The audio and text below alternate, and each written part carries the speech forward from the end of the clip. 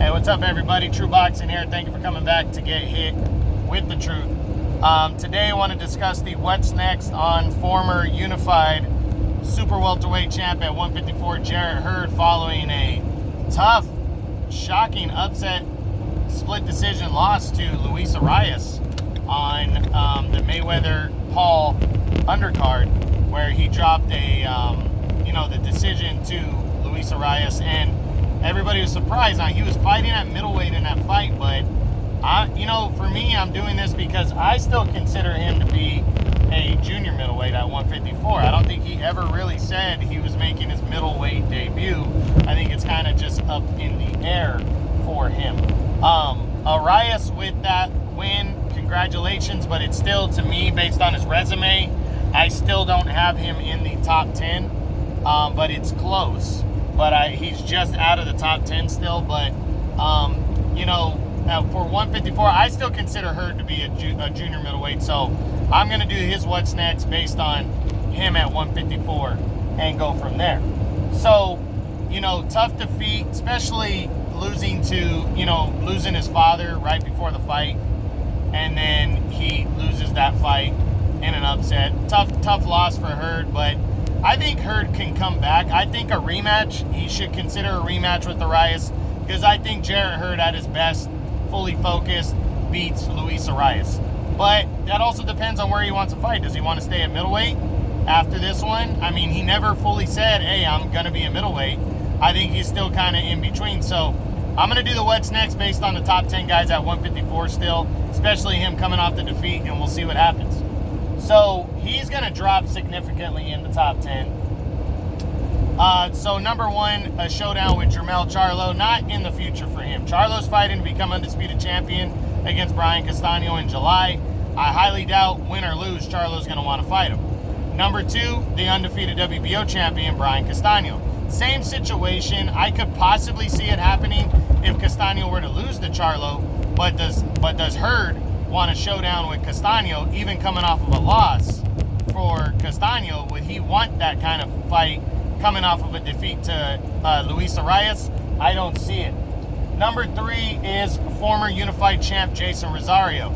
This fight could be possible, but I'm going to lean towards the less likely. One, it's kind of a risky fight, but two, I think Rosario is going to lose his second consecutive fight to Erickson Lubin later this week on June 26th.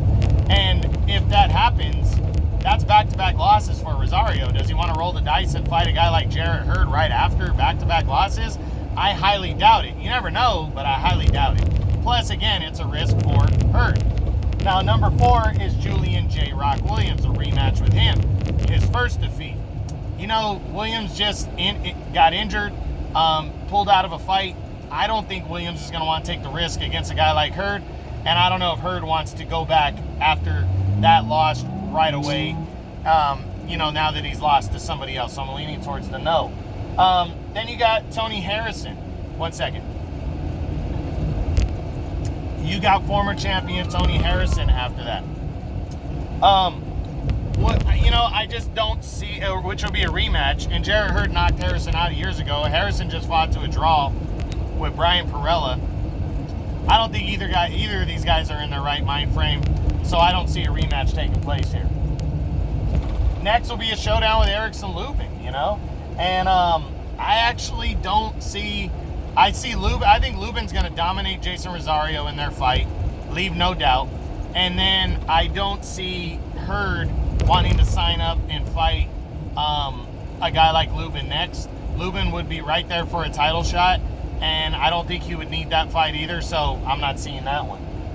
Next will be a showdown with Patrick Teixeira, the former champion.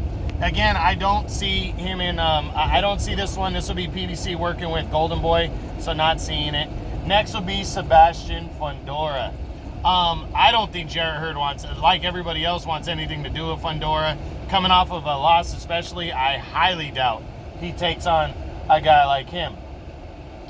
So, and there are still a couple guys out there, to talk about, but, like Jesse Vargas and people like that. But right now, I think Jarrett Hurd needs to either get a better tune-up opponent later in the year, or go right back into a rematch with Luis Arias. I don't see him fighting against anybody in the top 10 next at 160 if he plans on staying at middleweight, so I'm not even going to run through that.